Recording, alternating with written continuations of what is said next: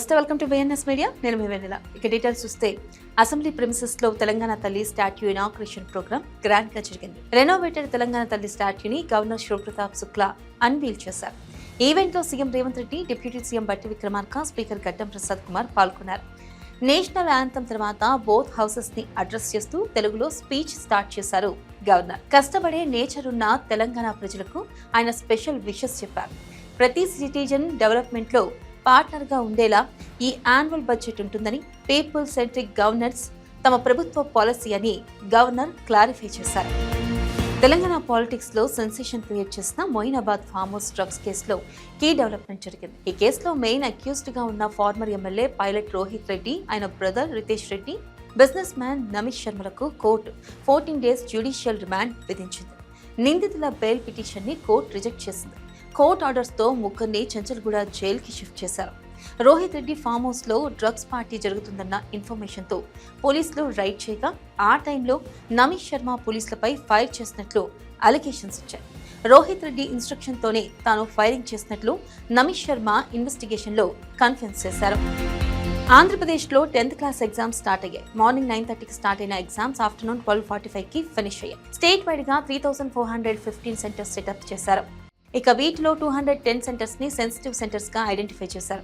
Total 6,40,916 members students exams రాయనున్నారు.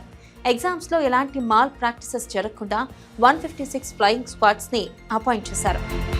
MP Putta Mahesh Kumar Moinabad farm house drugs కేసులో మరో key turn వచ్చింది. ఈ కేసులో పట్టుబడిన టీడీపీ ఎంపీ పుట్టా మహేష్ యాదవ్ కు బెయిల్ గ్రాంట్ అయింది.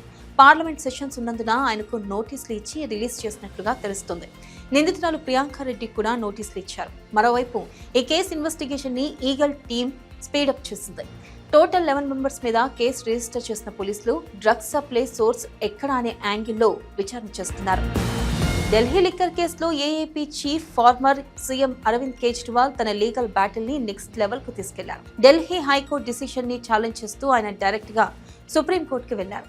తన ఫండమెంటల్ రైట్స్ కి భంగం కలుగుతుందని ఆర్టికల్ 32 కింద పిటిషన్ ఫైల్ చేశారు. తన కేసుని డీల్ చేస్తున్న జస్టిస్ స్వర్ణకాంత శర్మ బెంచ్ నుండి వేరే బెంచ్ కి మార్చాలని ఆయన కోరారు. అయితే హైకోర్టు చీఫ్ జస్టిస్ ఈ రిక్వెస్ట్ ని రిజెక్ట్ చేయగా ఇప్పుడు ఆ రిజెక్షనే కేజ్రీవాల్ సుప్రీంకోర్టులో ఛాలెంజ్ చేశారు. West Bengal assembly elections context లో ఎలక్షన్ కమిషన్ రాష్ట్ర అడ్మినిస్ట్రేషన్ లో కీ చేంజెస్ చేసింది. ఎలక్షన్ షెడ్యూల్ అనౌన్స్ చేసిన కొద్ది గంటల్లోనే 2 సీనియర్ ఆఫీసర్స్ ని ట్రాన్స్ఫర్ చేస్తూ కొత్త అపాయింట్మెంట్స్ ఇచ్చింది. బెంగాల్ చీఫ్ సెక్రటరీ మరియు హోమ్ సెక్రటరీలపై ఈసీ యాక్షన్ తీసుకుంది. వారి ప్లేస్ లో దుష్యంత్ నరియాలా, సంఘమిత్ర ఘోష్లను అపాయింట్ చేస్తూ ఆర్డర్స్ ఇష్యూ చేసింది. ఫ్రీ అండ్ ట్రాన్స్పరెంట్ ఎలక్షన్స్ కోసమే ఈ డిసిషన్ అని ఈసీ క్లారిఫై చేసింది. స్ట్రైట్ ఆఫ్ హార్మోజ్ పై రిస్ట్రిక్షన్స్ ఉన్న టైంలో ఇరాన్తో జరిపిన టాక్స్ పాజిటివ్ రిజల్ట్స్ ఇస్తున్నాయని external affairs minister S Jaishankar హర్షం వ్యక్తం చేశారు.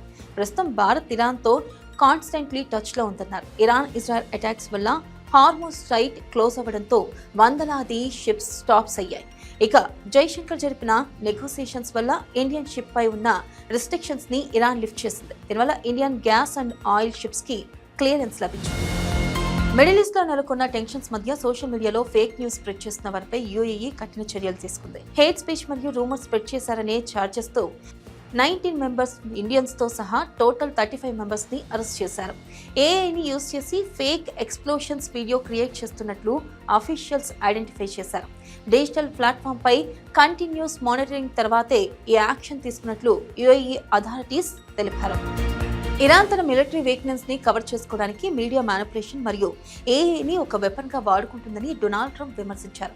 కామికేజ్ బోర్డ్స్ అసలు ఎగ్జిస్టెన్స్ లోనే లేవని, అవన్నీ కేవలం వరల్డ్ ని నమ్మించడానికి క్రియేట్ చేసిన ఇల్యూషన్స్ అని ఆరోపించారు. అమెరికా డిఫెన్స్ సిస్టమ్స్ అన్ని సేఫ్ గానే ఉన్నాయని, యుఎస్ఎస్ అబ్రహాం లింకన్ షిప్ మంటల్లో చిక్కుకున్నట్లు వస్తున్న విజువల్స్ కేవలం ఏఐ జనరేటెడ్ ఫేక్ న్యూస్ అని ట్రంప్ మండిపడ్డారు.